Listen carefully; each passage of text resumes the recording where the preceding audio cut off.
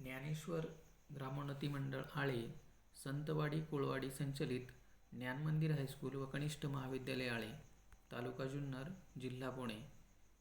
इयत्ता 12वी, विषय भूगोल. मी प्राध्यापक ढमाले SB आपल्या सर्वांचे सहर्ष स्वागत करीत आहे. मित्रांनो, लोकसंख्या भाग 1 हे आपले पहिले प्रकरण. त्यापूर्वी आपण आपला विषय भूगोल याची थोडक्यात तोंडओळख करून घेणार आहोत. जिओग्राफी या शब्दाची उत्पत्ती जिओ प्लस ग्राफी या दोन शब्दांपासून झालेली आहे. त्यातील जिओ म्हणजे पृथ्वी आणि ग्राफी म्हणजे वर्णन. यानुसार पृथ्वीचे वर्णन करणारे शास्त्र म्हणजे भूगोल अशी सुरुवातीची भूगोलाची मर्यादित ओळख होती. पृथ्वीवरील मानवाची भूमिका जसजशी बदलत गेली तसतशी भूगोलाची ओळखही बदलत गेली. सुरुवातीस नवीन प्रदेशामध्ये स्थलांतर करताना तेथे तो जे पाहायचा त्याचे वर्णन करायचा आणि हेच वर्णनाचे स्वरूप सुरुवातीला भूगोलाला प्राप्त झाले. अलीकडे मात्र मानव आणि पर्यावरण यांच्यातील आंतरसंबंधांचा अभ्यास करणारे शास्त्र अशी भूगोलाची नवीन ओळख निर्माण झाली आहे. सध्या पर्यावरण धोक्यात आहे आणि मानवाची भूमिका त्याला वाचवण्याची आहे आणि म्हणूनच भूगोलाच्या वेगवेगळ्या विद्याशाखांमध्ये पर्यावरण संवर्धनाचा अभ्यास करताना आढळतो.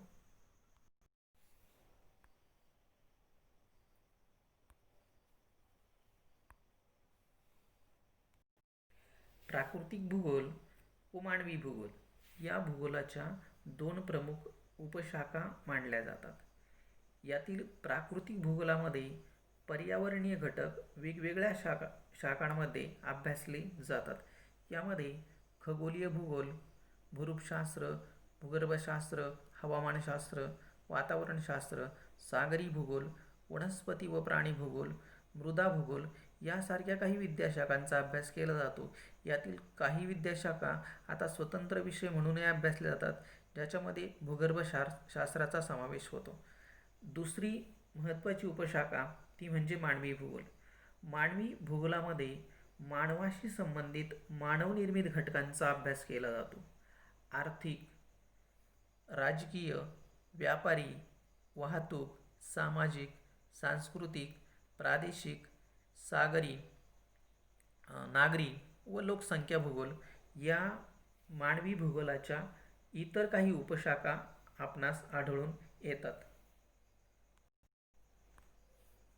मानवी कल्याण हाच भूगोलाचा अभ्यासाचा केंद्रबिंदू आहे आणि म्हणूनच मानवी भूगोलातील विविध विद्याशाखांमध्ये आपल्याला मानवी भूगोल याचं महत्त्व अलीकडं विशेष करून जास्त प्राप्त झालेले आहे. मानवी भूगोलाच्या ज्या शाखा आहेत त्यांना विशेष महत्त्व प्राप्त झालेले आहे. यातील काही शाखांमधील काही घटकांपासून इयत्ता 12वीचा नवीन अभ्यासक्रम तयार करण्यात आलेला आहे. म्हणून यावर्षीचा अभ्यास हा मानवी भूगोलाशी संबंधित आहे. आता आपल्याला समोर जे दिसतीये ती इयत्ता 12वीची अनुक्रमणिका आहे. त्यात पहिली दोन प्रकरणे पहा. लोकसंख्या भाग 1 भाग 2 हा मानवी भूगोलातील लोकसंख्या भूगोलाशी संबंधित आहे. पुढचं तिसरं प्रकरण जे आलेलं आहे ते मानवी वस्ती आणि भूमी उपयोजन हा मानवी वस्ती भूगोलाचा भाग आहे. आर्थिक क्रिया आपल्याला 4, 5 आणि 6 प्रकरण आलेलं आहे. हे तीनही आर्थिक भूगोलाच्या मधील प्रकरणे आहेत. तर प्रदेश आणि प्रादेशिक विकास हे प्रादेशिक भूगोलातील प्रकरण आपल्याला आलेले आहे. तर 8वे प्रकरण भूगोल स्वरूप आणि व्याप्ती हे भूगोलाच्या ओळखीचं प्रकरण आहे. मग यावरून आपल्याला सांगता येईल की अलीकडे प्राकृतिक भूगोलाबरोबरच मानवी भूगोलाला विशेष महत्त्व प्राप्त झालेले आहे.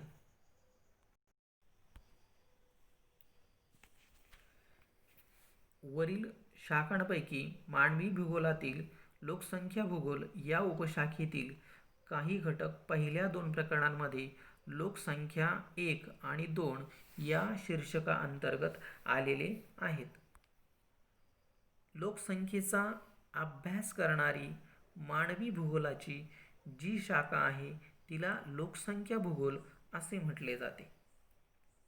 लोकसंख्या भूगोलामध्ये लोकसंख्येचे वितरण, लोकसंख्येची रचना, संख्यात्मक आणि गुणात्मक रचना, लोकसंख्या वाढीचा इतिहास व या सर्वांवर परिणाम करणारे घटक, त्यांच्याशी संबंधित असणाऱ्या संकल्पना, संबंधित सिद्धांत या सर्वांचा अभ्यास या शास्त्रामध्ये केला जातो.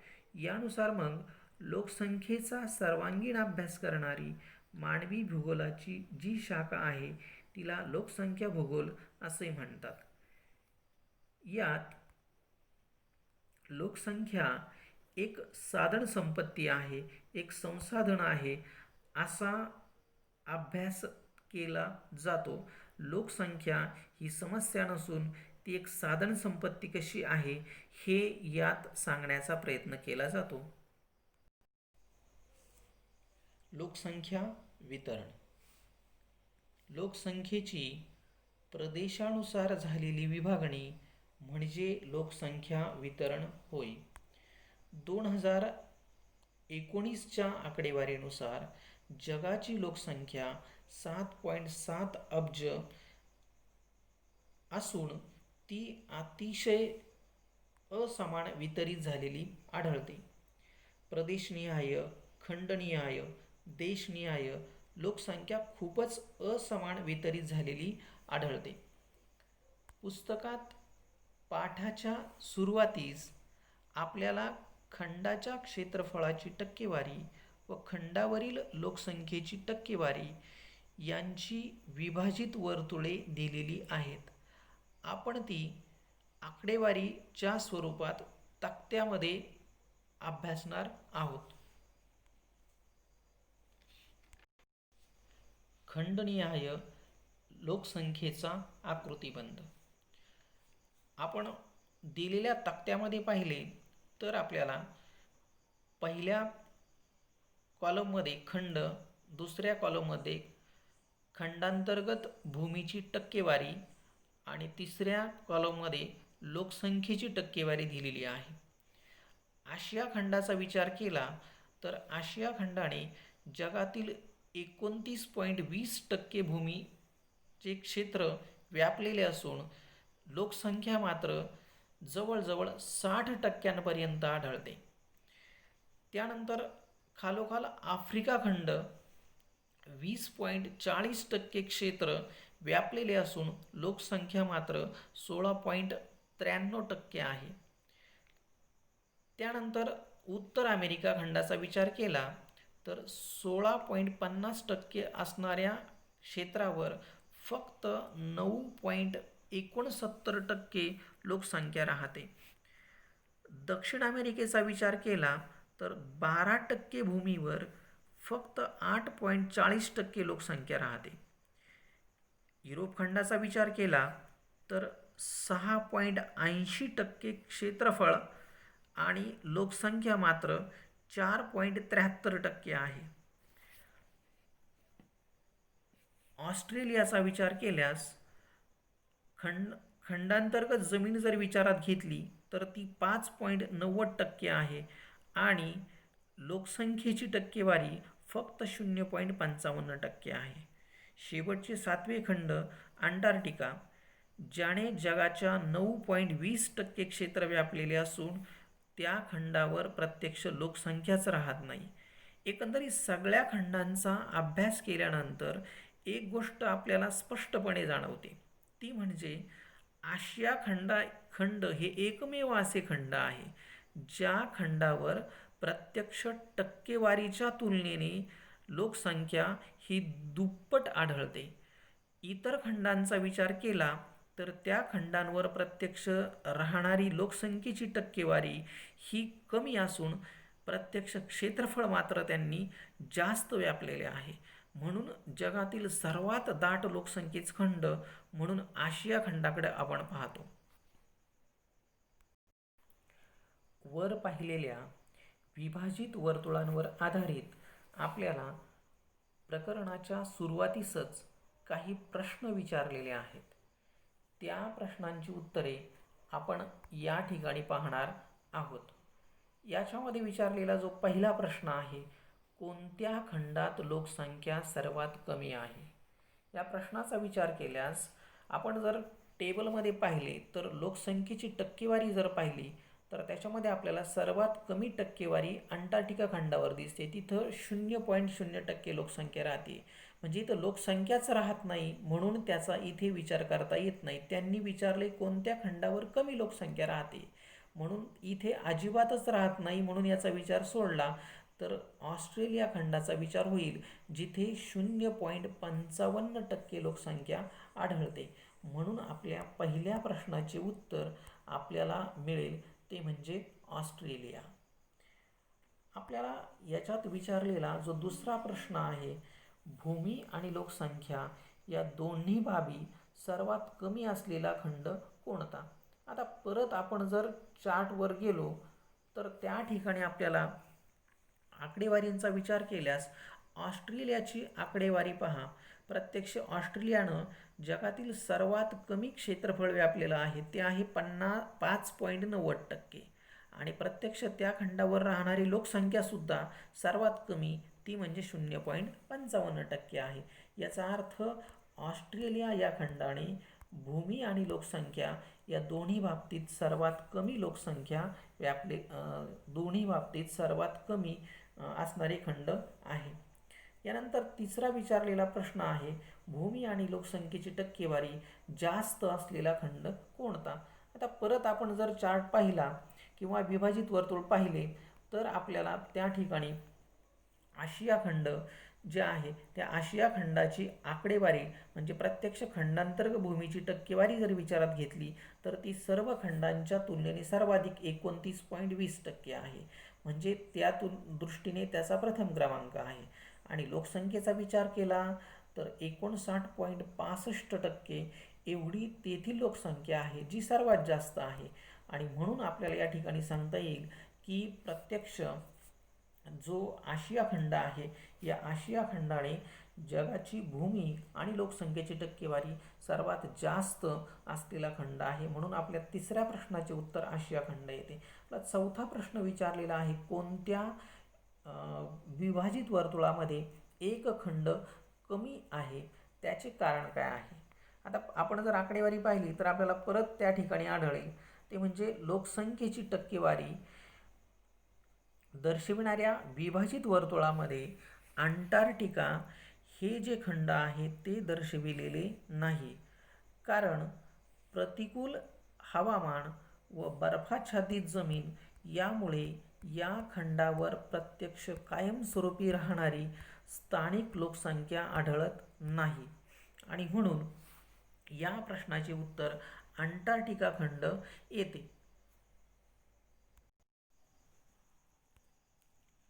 लोकसंख्येची घनता, लोकसंख्या वितरण आणि आकृतिबंध स्पष्ट करताना लोकसंख्येची घनता उपयुक्त ठरते. म्हणून सुरुवातीस लोकसंख्येची घनता म्हणजे काय ते आपण पाहणार आहोत. कारण केवळ लोकसंख्येच्या आकडेवारीवरून लोकसंख्या वितरण स्पष्ट करता येऊ शकत नाही. म्हणजे फक्त आकडेवारी जर आपल्याकडे उपलब्ध असेल त्याच्यावरून आपण असं म्हणू शकत नाही की त्या प्रदेशामध्ये लोकसंख्येचा आकृतिबंध कसा आहे. उदाहरणार्थ ऑस्ट्रेलियाची लोकसंख्येची आकडेवारी विचारात घेतली तर 0.55% एवढंच त्या ठिकाणी लोकसंख्या आहे. मग आपण असा विचार करू शकतो एवढी कमी लोकसंख्या आहे याचा अर्थ ऑस्ट्रेलियाचं जे क्षेत्रफळ आहे ते कुठंतरी 1%-2% असं असेल, आपण असा विचार करतो. पण प्रत्यक्षात आकडेवारी जर पाहिली तर ऑस्ट्रेलियाने जगाच्या 5.90% क्षेत्र व्यापलेले आहे. दुसऱ्या बाजूला विचार केला आशियाचा, आशियाने 29.20% जमीन व्यापलेली आहे. आपण असा विचार करू की कदाचित आशियाने कदाचित 20-30% जी लोकसंख्या आहे ती व्यापलेली असेल, पण प्रत्यक्षात आशिया खंडामध्ये जवळजवळ 60% लोकसंख्या आढळते. यावरून आपण केवळ आकडेवारीवरून लोकसंख्येचा आकृतिबंध स्पष्ट करू शकत नाही. म्हणून आपल्याला लोकसंख्येची घनता अभ्यासणं हे उपयुक्त ठरतं. एखाद्या प्रदेशामध्ये राहणारी एकूण लोकसंख्या आणि त्या प्रदेशाचे क्षेत्रफळ यांच्या गुणोत्तराला म्हणजेच भागाकाराला लोकसंख्येची घनता असं म्हणायचं. यानुसार मग जर आपण सूत्र पाहिलं तर लोकसंख्येची घनता बरोबर एकूण लोकसंख्या भागिले एकूण क्षेत्रफळ चौरस किलोमीटरमध्ये. उदाहरणार्थ एखाद्या गावाची लोकसंख्या समजा 10,000 आहे आणि त्या गावाचे क्षेत्रफळ समजा 1,000 चौरस किलोमीटर आहे. मग 10,000ला जर आपण 1,000ने भागलं तर आपल्याला उत्तर मिळतं 10. याचा अर्थ लोकसंख्येची घनता 10 झाली असं म्हणता येतं.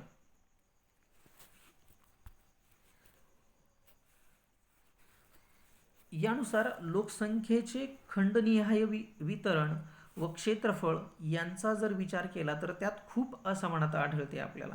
म्हणजे एका बाजूला खंडांची क्षेत्रफळ भरपूर दिसतात आणि दुसऱ्या बाजूला प्रत्यक्ष लोकसंख्या कमी आहे आणि आशियामध्ये उलटी परिस्थिती आहे. म्हणजे खूप असमानता आहे. लोकसंख्येच्या वितरणाचा आकृतिबंध आणि लोकसंख्येची घनता यामुळे एखाद्या प्रदेशामध्ये जे लोकसंख्याशास्त्रीय जी वैशिष्ट्ये असतात ती वैशिष्ट्ये स्पष्टपणे जाणवतात. मग आपण जर विचार केला तर आपल्या पुस्तकामध्ये जगाचा प्राकृतिक नकाशा हा पृष्ठ क्रमांक 83 वर दिलेला आहे आणि जागतिक लोकसंख्ये वितरण जे आहे त्या वितरणाचा टिंब पद्धतीचा नकाशा आपल्याला 1.2 म्हणून पान क्रमांक 2 वर आलेला आहे. मग यानुसार जर आपण विचार केला तर प्रत्यक्षामध्ये जिथे दाट टिंब आहेत तिथं लोकसंख्येचं जे वितरण आहे ते वितरण अतिशय दाट झालेलं आहे असं आपल्याला सांगता येतं. मग आपल्याला त्यानुसार काही ठळक वैशिष्ट्ये जी जाणवतात ती आपल्याला पाहिजे आहेत. प्राकृतिक घटकांचा लोकसंख्या वितरणावर होणारा परिणाम. आपल्या पुस्तकात पान नंबर 83 वर जगाचा प्राकृतिक नकाशा दिलेला आहे आणि पान नंबर 2 वरती जगाच्या लोकसंख्या वितरणाचा टिंब पद्धतीचा नकाशा दिलेला आहे. जिथे टिंब दाट आहेत तिथे लोकसंख्या दाट आहे. आता मग ज्या प्रदेशात लोकसंख्या दाट आहे त्या प्रदेशात कोणते प्राकृतिक घटक आहेत आणि जिथे लोकसंख्या विरळ आहे तिथं कोणते प्रतिकूल ठरणारे प्राकृतिक घटक आलेले आहेत याच्या संदर्भात असणारा 1.2 तक्ता आपल्याला दिलेला आहे आणि तो आपल्याला पूर्ण करायचा आहे. मग त्यानुसार आपण तक्त्यामध्ये माहिती भरणार आहोत. आता प्रत्यक्षामध्ये आपल्याला पहिल्या याच्यामध्ये खंड दिलेला आहे, नंतर दाट लोकसंख्येस कारणीभूत ठरणारे घटक हा आपल्याला दुसरा कॉलम दिलेला आहे आणि लोकसंख्या विरहित किंवा विरळ लोकसंख्येला कारणीभूत ठरणारे घटक हा आपल्याला तिसरा कॉलम दिलेला आहे. आता खंडानुसार जर विचार केला तर आपल्याला पहिल्यांदा उत्तर अमेरिकेचा जर विचार केला तर उत्तर अमेरिकेमध्ये दाट लोकसंख्येला कारणीभूत ठरणारे घटक कोणते आहेत हा जर विचार केला तर अमेरिकेमध्ये किनारपट्ट्यांचे प्रदेश, त्याबरोबरच खनिज संपत्ती असणारे प्रदेश आणि पोषक हवामान असणारे प्रदेश जे आहेत त्या प्रदेशांमध्ये लोकसंख्या दाट आहे. मग पंचमहासरोवरांचा विचार केला तर पंचमहासरोवर प्रदेश आणि कॅलिफोर्नियासारखे जे प्रदेश आहेत या ठिकाणी आपल्याला प्रत्यक्ष खनिज संपत्ती आहे आणि कॅलिफोर्नियासारख्या ठिकाणी आपल्याला पोषक हवामान आहे आणि म्हणून या प्रदेशामध्ये आपल्याला लोकसंख्या दाट पाहायला मिळते.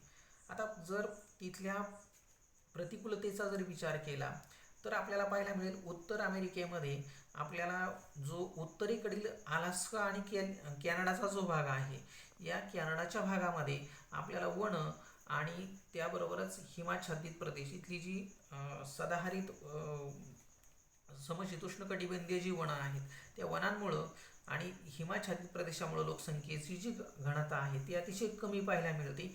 याबरोबरच अमेरिकेचा जो वाळवंटी भाग आहे या वाळवंटी प्रदेशामध्ये आपल्याला लोकसंख्येची घनता कमी आढळते.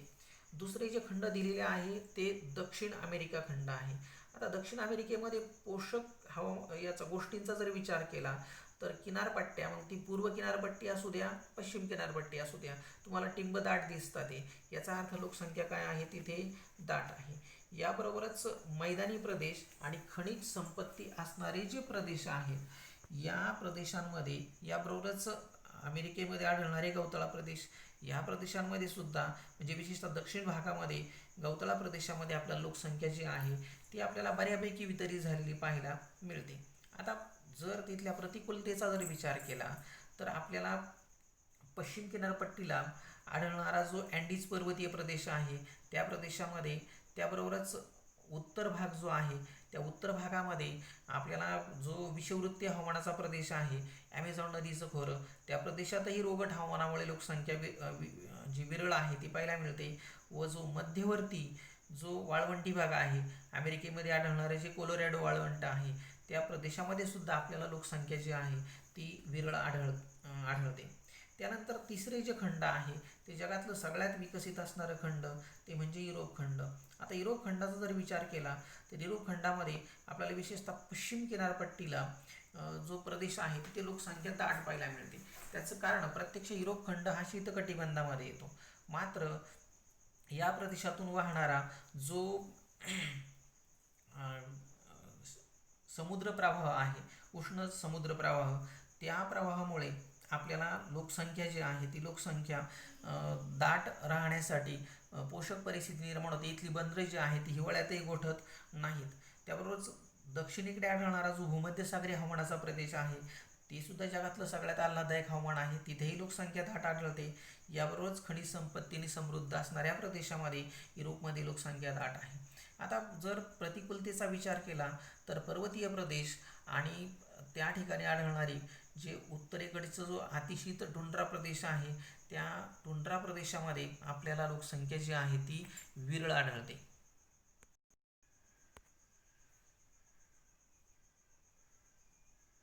आता पुढील जे खंड आहे ते खंड आहे आशिया खंड. आता आशिया खंडाचा विचार केला तर जगातील सगळ्यात दाट लोकसंख्या असणारे जे खंड आहे ते म्हणजे आशिया खंड आहे. आशिया खंडात असे कोणते पोषक घटक आहेत का ज्यामुळे जगातील सर्वाधिक दाट लोकसंख्या आशिया खंडामध्ये पाहायला मिळते? त्यामध्ये आपल्याला सगळ्यात महत्त्वाचा घटक आहे तो म्हणजे या प्रदेशामध्ये आढळणारं मोसमी हवामान. विशेषतः दक्षिण आशियाचा जो भाग आहे, भारत, पाकिस्तान, ब्रह्मदेश, बांगलादेश वगैरे जे देश आहेत त्या देशांमध्ये आढळणारे हे मोसमी हवामान जे आहे ते पोषक हवामान पाहायला मिळतं. याबरोबरच आपल्याला चीनमध्ये, भारतामध्ये, त्याबरोबरच बांगलादेशमध्ये, पाकिस्तानमध्ये जी नद्यांची खोरी आहेत त्या खोऱ्यांमध्ये सुद्धा प्रचंड दाट लोकसंख्या पाहायला मिळते. याबरोबरच किनारपट्टीचा जो प्रदेश आहे, विशेषतः आशियाची जी पूर्व किनारपट्टी आहे, मग त्याच्यामध्ये जपान असू द्या, त्याबरोबरच चीन असू द्या, भारत असू द्या, बांगलादेश असू द्या, यांना किनारपट्ट्या लाभलेल्या आहेत, तिथे लोकसंख्या अतिशय दाट पाहायला मिळते. याबरोबरच खनिज संपत्ती आणि जे उष्ण असं पोषक हवामान या प्रदेशामध्ये आढळतो तो प्रदेश म्हणजे भारतासारखा प्रदेश, जिथं छोटा नागपूरचं पठार जे आहे खनिज संपत्तीने समृद्ध आहे, लोकसंख्या दाट आहे. आता प्रतिकूलतेचा जर विचार केला तर आपल्याला सगळ्यात महत्त्वाचा घटक सांगता येतो तो म्हणजे मध्य आशियामध्ये असणारी जी पर्वतरांगा आहेत, या पर्वतरांगांमुळे विशेषतः हिमालय आणि त्याच्या ज्या उपरांगा आहेत त्यामुळे त्या प्रदेशात आपल्याला लोकसंख्या विरळ आढळते. याबरोबरच आपल्याला इथे आढळणारे आशिया खंडातले जे वाळवंटी प्रदेश आहेत, मग त्यामध्ये थरचं वाळवंट असू द्या, भारताचं गोबीचं वाळवंट असू द्या, याबरोबरच दक्षिण आशियामध्ये आपल्याला जो काही इंडोनेशिया, मलेशिया वगैरे जो प्रदेश आहे तिथे आढळणारा जो विषुववृत्तीय हवामानाचा प्रदेश आहे, त्या रोगट हवामानामुळे सुद्धा लोकसंख्या आपल्याला विरळ आढळते. त्यानंतर पाचवं जे खंड आहे ते म्हणजे आफ्रिका खंड. आपल्याला किमान लोकसंख्येचा जर विचार केला तर क्षेत्रफळ आणि लोकसंख्या याच्यामध्ये थोडीशी समानता आपल्याला आफ्रिका खंडाच्या बाबत पाहायला मिळते. जसं क्षेत्रफळ आहे तशी लोकसंख्या पण त्या क्षेत्रामध्ये पाहायला मिळते. आता इथल्या लोकसंख्या दाट असण्यास कारणीभूत ठरणारे जे घटक आहेत ते म्हणजे या खंडाला दोन्ही बाजूने जी पूर्व आणि पश्चिम किनारपट्टी लाभलेली आहे त्या किनारपट्टीच्या प्रदेशामध्ये आपल्याला लोकसंख्या जी आहे ती दाट पाहायला मिळते. इथला जो नायजेरिया देश आहे त्याच्यामध्ये आपल्याला पहिल्या 10 क्रमांकाच्या देशामध्ये त्याचा क्रमांक लागतो लोकसंख्येच्या बाबत. याबरोबरच खनिज संपत्तीचा जर विचार केला तर दक्षिण आफ्रिकेमध्ये आपल्याला काही मौल्यवान खनिजाचे साठे आहेत त्यामुळे आपल्याला लोकसंख्या दाट आढळते. याबरोबरच या प्रदेशामध्ये आपल्याला मैदानं आणि सौम्य हवामान असणारा जो मध्य व दक्षिणेकडचा जो भाग आहे तिथे आपल्याला लोकसंख्या दाट असलेली पाहावयास मिळते. पण प्रतिकूलतेचा जर विचार केला तर आपल्याला आफ्रिकेमध्ये सहारा आणि कलहरी ही जी दोन वाळवंट पाहावयास मिळतात, या दोनही वाळवंटी प्रदेशात लोकसंख्येची घनता अतिशय विरळ आहे. याबरोबरच अतिउष्ण आणि विषुववृत्तीय प्रकारचं जे हवामान आहे ते आपल्याला उत्तर भागामध्ये कांगो नदीचं खोरं जे आहे तिथे आढळतं. तिथे आपल्याला लोकसंख्येची घनता जी आहे ती अतिशय कमी आढळते. त्यानंतर जे 6वं खंड आहे ते आहे ऑस्ट्रेलिया. आता ऑस्ट्रेलियाचा जर विचार केला तर ऑस्ट्रेलियामध्ये पोषक घटकाचा विचार केला तर ऑस्ट्रेलियाला चारही बाजूने किनारपट्ट्या लाभलेल्या आहेत. अशा किनारपट्ट्यांच्या प्रदेशामध्ये आणि मैदानी प्रदेश याबरोबरच खनिज संपत्तीच्या प्रदेशामध्ये लोकसंख्येची घनता आपल्याला थोडीशी तुलनेने बऱ्यापैकी आढळते. पण तसा विचार केला तर ऑस्ट्रेलियामध्ये लोकसंख्येची घनता अतिशय कमी आहे. आणि म्हणून मग प्रतिकूलतेचा जर विचार केला तर त्या ठिकाणी आढळणारा जो वाळवंटी प्रदेश आहे, पर्जन्य छायेचा प्रदेश, येथे आणि डोंगराळ पर्वतीय प्रदेशामध्ये लोकसंख्येची घनता आपल्याला कमी आढळते. शेवटचे 7वे खंड ते म्हणजे अंटार्क्टिका खंड. अंटार्क्टिका खंडामध्ये पोषक असा कोणताही घटक आढळत नाही जेणेकरून तिथे लोकसंख्या आढळेल. प्रतिकूलतेचा जर विचार केला तर अतिशीत असणारे जे हवामान आहे, वर्षभर त्या ठिकाणी बर्फाच्छादित प्रदेश आढळतो. त्यामुळे या ठिकाणी आपल्याला स्थानिक लोकसंख्या जी आहे तिथं राहत नाही आणि म्हणून हे पूर्णपणे लोकसंख्या विरहित असणारं खंड आपल्याला सांगता येतं. दोन्ही नकाशे आणि जो वरील तक्त्यांचा जर आपण विचार केला तर आपल्याला काही ठळक मुद्दे या ठिकाणी आढळून येतात. याच्यामध्ये सगळ्यात महत्त्वाचा पहिला मुद्दा जाणवतो तो म्हणजे ध्रुवीय अतिशीत हवामानाचे आणि उंच पर्वतीय बर्फाच्छादित जे प्रदेश आढळतात या प्रदेशामध्ये लोकसंख्येची घनता खूपच कमी आढळते. याबरोबरच जगातले जे वाळवंटी प्रदेश आहेत त्या वाळवंटी प्रदेशात प्रतिकूल हवामान आणि पाण्याची जी अनुपलब्धता आहे यामुळे लोकसंख्या अतिशय विरळ आढळते. या उलट पोषक हवामान असू द्या, सुपीक मैदानी प्रदेश असू द्या आणि किनाऱ्यांचे प्रदेश असू द्या, या प्रदेशामध्ये आपल्या लोकसंख्येची घनता ही दाट आढळून येते. याबरोबरच ज्या प्रदेशांमध्ये प्रत्यक्ष खनिज संपत्तीची उपलब्धता निर्माण झालेली आहे त्या क्षेत्रातही आपल्याला अशाच प्रकारचं दाट लोकसंख्येचं चित्र आढळून येतं. एकंदरीत सुपीक प्रदेश असूनही ज्या प्रदेशात आपल्याला लोकसंख्या कमी आढळते तो प्रदेश म्हणजे विषुववृत्तीय प्रदेश, का ज्या ठिकाणी रोगट हवामानामुळे आपल्याला लोकसंख्येची घनता कमी असलेली पाहायला मिळते. म्हणजेच या ठिकाणी प्राकृतिक घटकांबरोबरच आपल्याला इतरही काही घटक आहेत जे लोकसंख्येच्या वितरणावरती परिणाम करतात. तो भाग आपल्याला पुढे आलेला आहेच. लोकसंख्येच्या आकडेवारीनुसार जगातील जे पहिले 10 क्रमांकाचे देश आहेत ते देश आपल्याला तक्ता क्रमांक 1.1 मध्ये दिलेले आहेत. 2018-19 जी आकडेवारी आहे त्यानुसार जगातील काही देश जे 10 देश आहेत त्या 10 देशांची लोकसंख्या कोटीमध्ये दिलेली आहे. त्यांचे क्षेत्रफळ हे लक्ष चौरस किलोमीटरमध्ये दिलेले आहे आणि प्रत्यक्ष आपल्याला पुढे लोकसंख्येची घनता काढायला सांगितलेली आहे.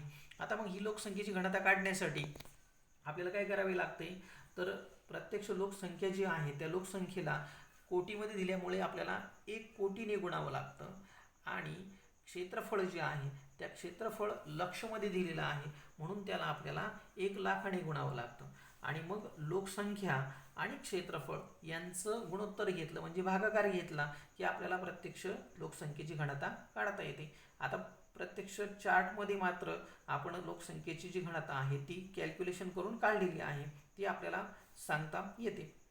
आता पहिला चीनचा विचार केला तर चीनची लोकसंख्या 142.8 कोटी आहे आणि प्रत्यक्ष क्षेत्रफळ मात्र चीनने 96.0% व्यापलेलं आहे.